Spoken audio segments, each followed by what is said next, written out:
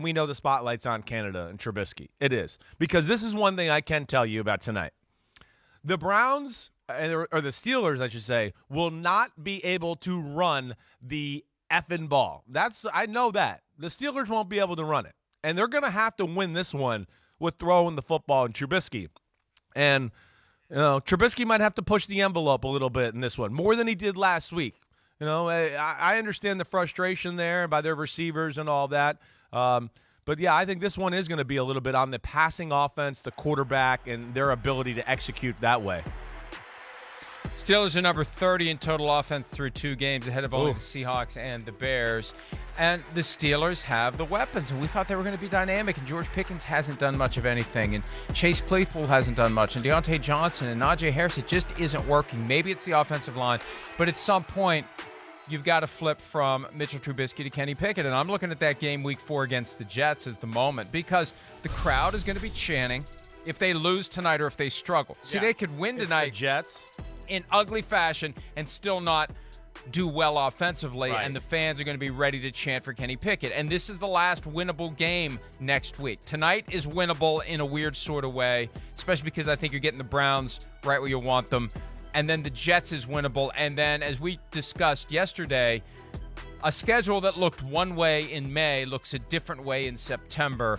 Bills, Bucks, Dolphins, Eagles, a combined 8-0 are those 4 teams right now. And then you get your bye after that. That is murderer's row all of a sudden. 3 of those games on the road, which may be a good thing for the Steelers right now. But, at some point, you've got to bow to what the fans want. You're paying customers. They're in the stadium. They've been concerned in recent years about no-shows. They've been concerned about local TV ratings. The Steelers fans, it's very easy to support a team that is consistently contending. It's very easy. The challenge comes when they become mediocre, whether it's the Patriots or the Steelers. We're seeing this now with long-standing great teams that are always in it, giving off a different vibe. Will the fans hang around for that? Will they voice their displeasure? We already hear the chants for Kenny Pickett, and they had to know that when they drafted him. So I feel like that's coming. That's coming. If Trubisky, especially tonight, like you said, can't run the ball, got to throw the ball. If Trubisky can't do it, then it's going to be time for Kenny Pickett, maybe as soon as next week. Yeah. I probably wouldn't have said that at the end of last week, even if you told me, like, hey, if he doesn't even play well with the Patriots, you think they'll think about maybe a weak boy, and I would probably go, nah, they'll hang in there a little longer. But I'm with you. I think it's gotten to a point here of, the pressure is on. The fan base is very restless. The national media is even on it as well. So it's a double whammy that way. We're all looking at it. And, yeah, like you said, too, there's guys like Najee Harris and those 3 receivers they're freaky. And then Freiermuth at tight end's freaky. So there's got to be more explosive plays in the pass game. And we'll see. The Browns have shown, that they will give up some plays. And they, a lot of times the coverages they play, it almost kind of ends up man-to-man on the outside. Even though it's a zone, it's like, well, it's still this guy and this guy, and he's kind of just protecting his little area there.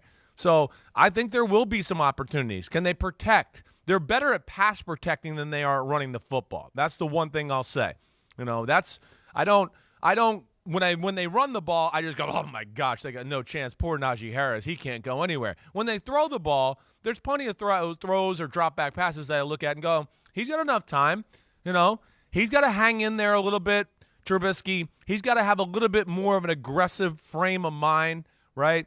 I think there's some plays from last week, again, where I don't think it's time to bench him or blame it all on Trubisky, but I think there's some plays like we've talked about with other quarterbacks at times where you go, man, just slide here and wait a half a second, and you might be able to throw this post route here. Or, just buy another second, and this guy, he's going to come free. But again, I think when Pittsburgh right now, they play defense. They're telling him to protect the football. He knows that's a style of play. And then I don't think it's easy to play quarterback when well, if I do throw 2 interceptions, man, I'm definitely going to get benched, and they are going to bring in Kenny Pickett. He's got to say F all that tonight. He's got to let it go and attack this Browns offense. And I'll be interested to see if they can do it because there's no Jadeveon Clowney, so they should be able to protect a little bit. We know Myles Garrett's a handful, but within that, I think they can have some opportunities in the pass game, and I think it really will come down to that. You know me, Mike. I'm never like, it's down to the quarterback. I don't say that very often, but I don't think there's any freaking way they can run the ball. And if they're going to win, it's going to be half the receivers and Trubisky going to have to do it. It's a very simple analysis. We talked earlier about Matt Canada, the offensive coordinator, who is suddenly embattled, at least as far as the folks on 93.7 The Fan in Pittsburgh are concerned. And I will accept that they are an accurate conduit of what the fans are currently thinking. Yeah. If nothing else, they're helping set the agenda for the fans. You don't have an alternative to Matt Canada. You do have an alternative to Mitchell Trubisky. It's that easy. Yes, right. Which fix is simpler to make on the fly? Let's see. We don't have another offensive coordinator. You don't have a backup offensive coordinator. I remember when the offensive coordinator in Tampa Bay some years ago, it was the quarterback, not the quarterback guru from Cal, whose name escapes me. Oh, I know. Tutored Aaron Rodgers. Yeah, Jeff something. Jeff something. Yeah, you're right. Hold on. He had a heart condition and he was gone. And Josh McCown, who was with the Buccaneers at the time, said, and I think he may have said it on PFT Live, or I saw the quote somewhere. I can't remember. It's been too long to remember the specifics. You don't have a backup offensive coordinator. Right. Jeff Tedford, thank you. You don't have a backup offensive coordinator. Right. You just don't. Right. And they had a young staff behind Tedford, and nobody knew what the hell to do at that point. Yeah. So if you're going to go from one to another, you go from quarterback to another. And something else that I'd never really drilled down on until yesterday when I was getting peppered with questions about Matt Canada and what should the Steelers do. You know what? Mike Tomlin's been coaching. He's a Tomlin guy. But let me tell you this. Yeah. Mike Tomlin has no coaching tree. None. He has no coaching tree in 15 years. Yeah. Bruce Arians is the only one, and they pushed him out. Right. They fired him. They retired him. They fired him after 2011 because he was too close to Ben Roethlisberger, and he goes on to become a two-time coach of the year and get to the brink of a Super Bowl with the Cardinals. They fired the guy who became a head coach. And you look at the offensive coordinators since then. Todd Haley was kind of a forced marriage that Ben Roethlisberger didn't want. I don't know if Tomlin really wanted him. Randy Fichtner was not good. Matt Canada there now. Mike Tomlin's not an offensive guy. No. This should be a very attractive and desirable job for a high-end offensive coordinator who's looking to springboard into a head coaching job. Think about it. You're getting the credit for the offense because the head coach isn't an offensive guy. You would think this would be a pipeline that is creating head coaches, Chris, with the offensive talent they've had over the years. It's amazing to me that they haven't had a better group of offensive coaches. They should be attracting the best of the best offensive coaches in Pittsburgh. They should have their pick of the best coaches. Yeah, no, it's an interesting subject, certainly. I mean, and they had a lot of years where their offense was damn good. We do know that. I mean, we do. So it wasn't like, but yeah, have they had that offensive genius? No. Do we have a defensive head coach who, he's making these picks and maybe not going with the guy that's like the most creative all the time? Maybe going with a guy that he making the hires. I don't know either. It is different there in Pittsburgh. You're right. And the coaching tree thing too is they've had plenty of Pittsburgh's one of those places where people stay there forever as well. I mean, they're there. They've been a part of the organization forever, and they're like, hey, I'm happy being the D coordinator for the rest of my life. And they got a lot of that where it's just they love the culture. They love Pittsburgh. They've been Steelers ex-players or coaches there earlier in their career.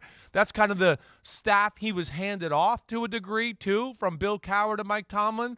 So it's a little different, like you said. And you're right. I don't know how much Mike Tomlin has involved in that. I do know Matt Canada is his guy. That's one where I'll say that certainly seems to be his pick. I've heard him tell stories, on other media outlets about how, Canada impressed him and he kind of had his eye on him. And when he came available, he wanted to grab him. But he hasn't impressed us yet, and he hasn't impressed the Steelers fan base. And that's where, it's starting to get a little dicey there. Well, part of the sales effort when he came in as quarterback's coach was he'll use more motion pre-snap and make things more creative. A lot of the stuff you preach. Make it more exotic, make it more creative, put more pressure on the defense. Right. And, the thinking is, the way that the hosts on 93.7 The Fan explained it, and I think that this is accurate to a certain extent, Mike Tomlin doesn't want all that fancy stuff. In his mind, it's play Steelers football. Play good defense. Right. We don't need to have an elaborate offense that does a lot of different things. We play sound fundamentals. in all phases of the game, we're going to find a way to win. And you have to ask yourself, has the game evolved past winning that way? Do you need an offense that can jam its foot on the gas pedal on demand? Because we've seen very recently, no lead is safe in the NFL. No. But you need to have a pretty good offense if you're going to come back from down 13 or 21 or whatever the deficit is. That grinded out approach works until it doesn't. And then when you're down big, you can't get it going again. So anyway, it's another good conversation. You're right, though. I mean, they're playing the hand they're dealt, though, and the hand they're dealt is they can switch from one quarterback to the other. There isn't a backup offensive coordinator, so that's what Steelers fans who aren't happy should be focused on, not Matt Canada, because there's nothing you can do. No, you don't want to do that. You're right. Right. You just want Kenny Pickett instead of Mitch Trubisky. That's where the energy should be focused, and tonight is a big chapter for Trubisky as to whether or not he can hold him off. Definitely. And then I think you laid it out perfectly. It's a Thursday night game too. I mean, if it doesn't look good and you win by 3, or it doesn't look good and you lose, you gotta. We always talk about the extra few days they can make Pickett the starter. They can have all weekend here to kind of coach him a little along. Well, hey, maybe the players have off, but Kenny, come in. We're gonna name you the starter on Monday. We are. So get in here. Let's start going over game plan stuff right now, right? So that's where you can get a head start with a young quarterback. And then, of course, they're playing the New York Jets, who, we're not ready to sit here and say they're world beaters quite yet. Certainly not. They should be 0-2, and that would make sense too, to maybe pull the trigger and make him the starter versus that football team. So we'll see. This is going to be an interesting one, even though it's not like, a marquee quarterback matchup. Damn, it's an old school rivalry with ton of tradition. They're both pride themselves on being physical, and there's a lot of pressure on both teams. I mean, there's big time spotlight, like you said, on the head coaches and how they manage the football game and how they play, and of course the Matt Canada quarterback situation. I think that's really the intrigue of the night, is just the pressure on both organizations so early on here in the season. And for the Browns, we know that Deshaun Watson won't be back until early December at the earliest. It's Jacoby Brissett. But the selling card for the Cleveland offense, those running backs, even though they were both at fault for not properly managing the situation of the game late against the Jets, Nick Chubb and Kareem Hunt continue to be two of the very best in the NFL and the best combination. Hi, I'm Mike Tirico, and thanks for watching. Make sure to hit subscribe for the latest news and highlights from NBC Sports.